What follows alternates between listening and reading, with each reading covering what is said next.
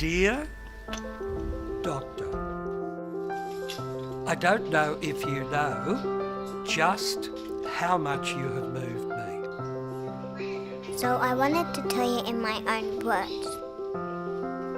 I'm so grateful to you. You made my pain go away, and I can walk, run, climb, and crawl. You got me back in the game.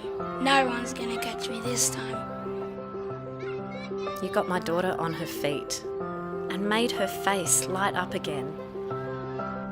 You think you give me back my hips, but really you give me back my moves. These legs are steel springs now. They're going to blaze a trail and conquer mountains. You made it possible for me to be the world's best man. Well, according to some little people I know. I didn't really know what an orthopaedic surgeon did, but I know you made me stronger than I was before. I didn't think normal life was possible for me.